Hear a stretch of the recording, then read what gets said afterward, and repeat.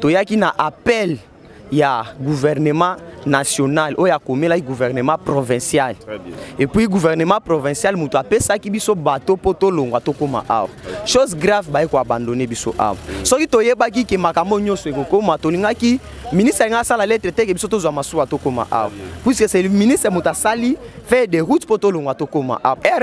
Tozwa ki vraiment réponse ata ya mutu moko te to komi to sali journée mobimba na port mama bati. To lali na masuwa. Na masuwa. Banda to beti bal ti siko to ebi na place to fanda te to zaka na kata terre. Oh ça qui na biloko nyonso. Ça qui na biloko nyonso yango. OK. Siko ministre ya sport asaila ki biso fait des routes. Très bien. Tozui bateau assuré biso a lobby. Boyaki na bateau. Oui, toyaki par bateau. Assuré biso abi gouverneur azana Kinshasa, soki bokomi Kinshasa, donc ba moyen nyonso ba disposition nyonso ekoza la prise na niveau ya Kinshasa. Bolie pété bobeti match kanza. Te to lete. To beti match kanza là. Pe to gagner. To gagner 4. To komi Kinshasa to ke komona na gouverneur, to komi na portail, to bengi ayibisi biso abino bo repasser. To komaki mardi, ayibisi biso bo le cas mercredi vers 10h. Chose grave, mercredi 10h to koma na portail policier ayibisi biso déjà. Or le même mercredi vers 6h 7h azwaki avion azoni mbandaka. To beti match sili depuis match là depuis 11h donc to za siko à 13h 14h place à okende exact. Il fallait bana ba kende ba se reposer parce que to bet encore lobby na bandundu. Donc nazo de sanga et pas ba konzi ya mboka ne balongola biso na province ti toye awa. Toyaki poto ya ko représenter province na niveau national. Mais chose grave c'est que ba condition tozo vivre nango est vraiment favorable. Oui, touti kobeta lelo contre Elikia ya province orientale ya Kisangani. Dieu merci, ba difficulté quelle que soit ba condition makamunyoso, bana bandimaki ke atako ba abandonner bango na ba difficulté bazala ki déterminer nzamba sungi to gagner 4-0. Ah, nakolo bango ka ba aider biso ka. Ta toza bana mike bango biso na mbandaka ba me biso a poto beta bal. So ipe tozo lia bien tête, tozo sala bien tête. Honorablement que clairement taka. Tozo beta bal na banzala na banini place akola les ailes. Toza na ngote ba Varese, toza kana Varese ka moko oyo ba dotaki biso na bana basi. Tango bana basi nde ba pesi bino. Tango bana basi bayaki championnat ba pesaki. No toza siko na terrain. Soit to lala awa place a okende et ba inaunte. Dans la minute oyo bano ya bato amike ba uti vraiment Musika ba yeko représenter Mboka et puis ba gagner match 4-0. Ministère national na collaboration na FECOFA ba komela ki gouvernement provincial lettre et puis zala ki accusé na niveau ya gouvernement provincial. Quitter wana puisque pour le moment de tozolo babu eza déjà traité ba policier ba soda baza et comme na école eza déjà parking ya francophonie. Donc bazo parquer ba bis au bateau francophonie ba otambola ba véhicule au bateau francophonie ba otambola na wana est commis déjà la sécurité et ba policier baza déjà wana ba bimisi bino accès vraiment ezali sous-souté puisque talaka francophonie za organisé na gouvernement ba congomani de partout na ebete posé belé na ngongo bozolanda biso awa toza na commune Lemba na terrain GB wa pepa itoye ko tala bandeko yo ba yo beta compétition Bauti na province de Équateur, la ville Mbandaka précisément. Merci Nabino Nyon sur bateau, bopesa biso confiance et fidélité au Bolandara biso vraiment. Merci Nabande Nyon sur Bazali Banda. Quel moyen ya ko soutenir biso ezakara bo s'abonner vraiment na chaîne Nabino et rosala biso bien. Bandeko yo bauti province de Équateur na ville Mbandaka. Baye ko beta bal, baye beta compétition, munene bazo représenter province, mais baza vraiment na place ya kola la té et tout ça la mo entretien na bango, boyo ka message nini baye nango. Ndeko bonjour. Bonjour monsieur le journaliste. Soko se présenter kombo nezalani. Bon, kombo na ngai ya ufa Bosindo Mbayo, naza entraîneur na ligue ya football ya Équateur, précisément na entente ya urbaine ya football ya Mbandaka. Yo oza coach? Oui, naza coach. Ozo coacher équipe ni? Bon, nazo coacher football FC Bolenge, oye zwami na entente ya urbaine ya football ya Mbandaka. Très bien. Alors, tu as bino awa na terrain GD na commune à Lemba. Boyo Sani. Bon, eza bon monsieur journaliste ndo omoni biso awa. Totika kimbandaka toye awa. Toye pona ko représenter Grande Équateur na 4e édition ya Coupe du Congo d'âge, ya Coupe du Congo ya moins de 17 ans. Oyo eza organisé na ministère ya sport na niveau national et championnat eza organisé na FECOFA.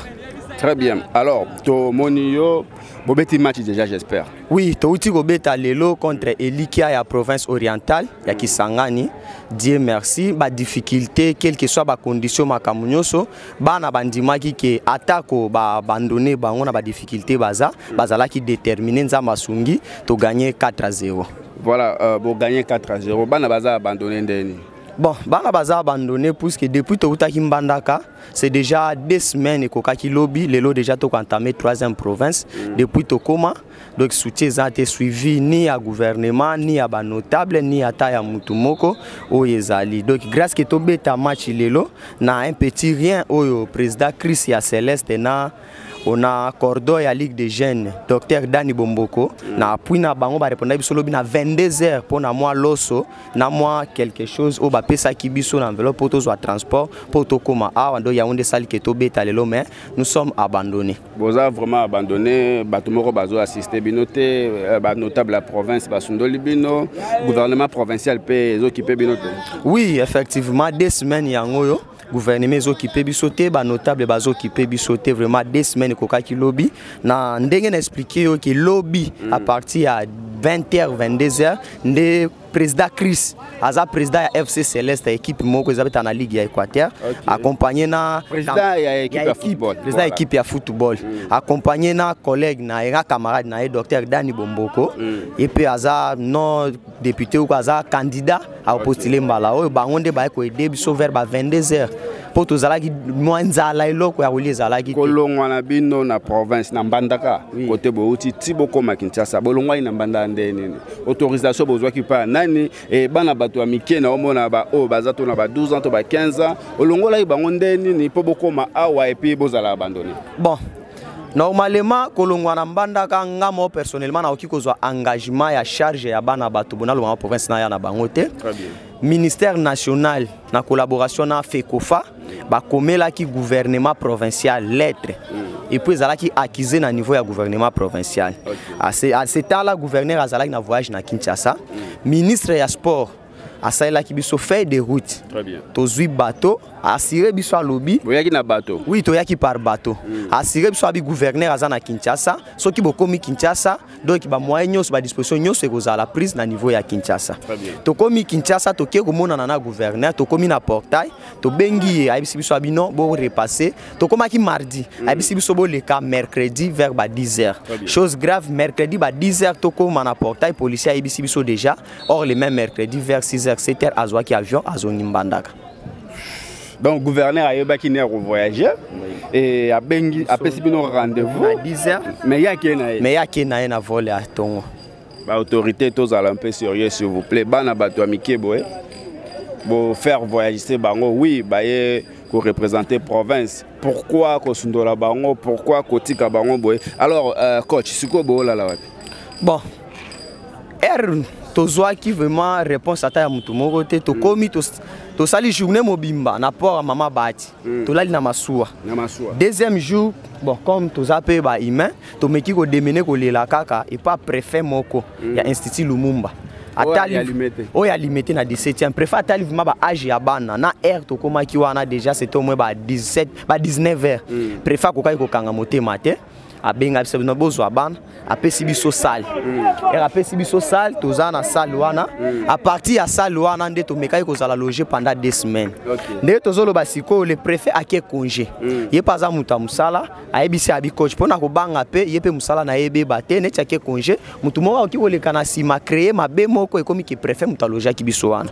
donc alobi aide biso pendant 2 semaines et puis alobi to luka place nini to koki ko zala poto silisa championnat. Donc, to quitter wana puisque pour le moment de tozolo babu eza déjà traité ba policier ba soda baza et comme na école na école eza déjà parking ya francophonie donc bazo parquer ba ba bis o bato francophonie ba otambola ba véhicule o bato francophonie ba otambola nango wana ekomi déjà na sécurité et ba policier baza déjà wana ba bimisi bino accès vraiment eza lisusu te puisque talaka francophonie eza organisé na gouvernement donc ba tie déjà ba policier pour ba sécuriser ba paya o ba ko uta ba mboka mususu baza wana accès lisusu wana eza te sengi ke biso to bima siko donc bo bimi boyo beta match oui to bimi to yo beta match to beti match esili depuis match là depuis 11h on est aux asiko à 13h 14h place à okende ezati il fallait bana ba kende ba se reposer parce que to beta encore lobby na bandundu donc place à okende ezati pri bana ba sukola ba se reposer pour te préparer match on est aux asiko na terrain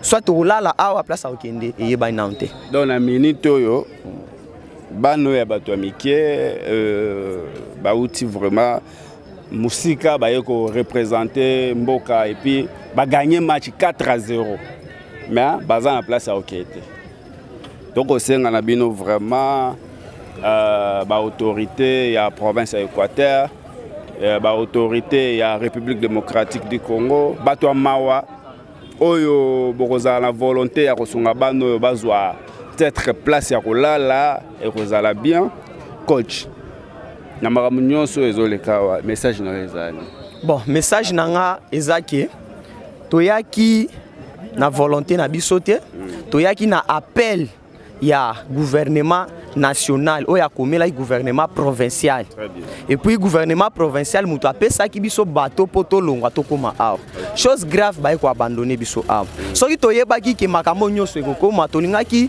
ministre nga sala lettre te ke biso tozwa masuwa tokoma awa puisque c'est le ministre muta sali fait des routes poto longwa tokoma awa parce avec ba biso toza na moyen ya ko déplacer bana boete donc appel tozo sala kana bato a bonne volonté lokola ba honorable Marc Kila asala ki ngona bana basi na coupe du Congo ya bana basi délégation au moins il y a 50 de personnes alemba ki billet alemba ki ba maillot ba rester ba baloté asala ki ngona bana basi logement pe alemba ki yango te soki akosala yango pona biso vraiment net Équateur déjà ba na souvenir na e alemba te soki akosala yango pona biso vraiment ekozala bien tozwa place à kovanda championnat tikala ko une semaine to sili ça pundinga pesa ki bana basi ba billet asunga pe biso kana ba billet ya retour poto zonga mbanda ka vraiment kombo na ndenge banda ki déjà a continuer ngwa lemba biso te tozaka bana nae Marc Kila aza la seule personne le seul ministre oyo azo représenter vraiment province à Équateur et excellence ce que okoko kota makambo ya bano yo voilà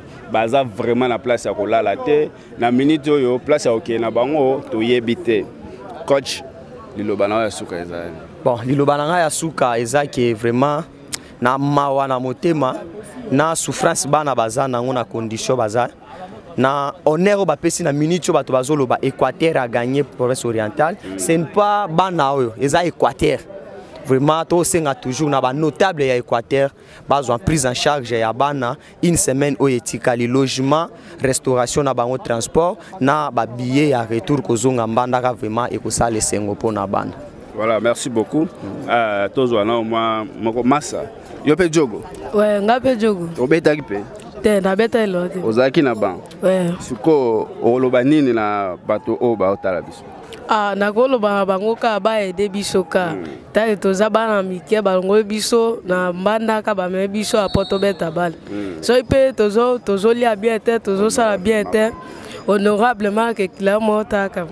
Tozo beta bal na banzala na banini place akola les ate. Banda to beti bal ti siko to ebi na place to fana te tozaka na kati ya terrain. Oh saki na ona biloko nyonso. Saki na biloko nyonso yango. OK. Sikoyo bolie pete bobeti match kanza. Te to lete. To beti match kanza la. Oh là là. Pe to gagner.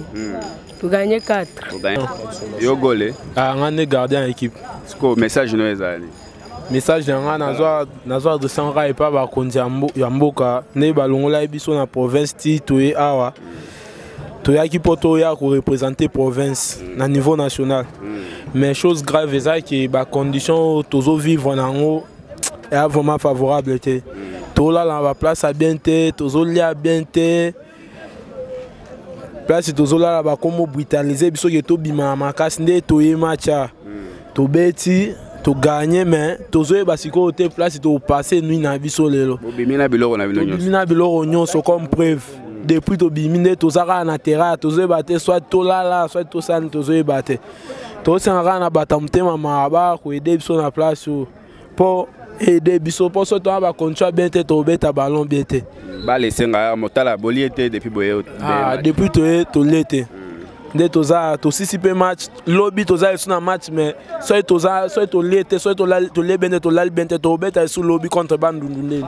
Voilà bien journaliste boni yo pe olobanisco bon moi muke naza nango ya koloba ezaka ke toza ba joueur d'outil Équateur mbandaka bon de toye awa toyaki ko représenter province mais depuis to longwa mbandaka ti toya awa toza soutien te tozo senga na son excellence a aidé biso na marque qu'il a aidé biso na moi financement et ba plan matériel toza nango te ba Varese toza kana Varese ka moko oyo ba dotaki biso na bana basi tango bana basi nde ba pesi bino tango bana basi bayaki championnat ba pesaki mais tozo zanga mbonga kolia place ya ko vanda tozo la bien te et tozo beta match na banzala tozo la nzala santé zalaki bien santé kiti talne to komi bon sauf moi eloko ba pesaki biso lobby moi muke wana ba idaki biso nango lobby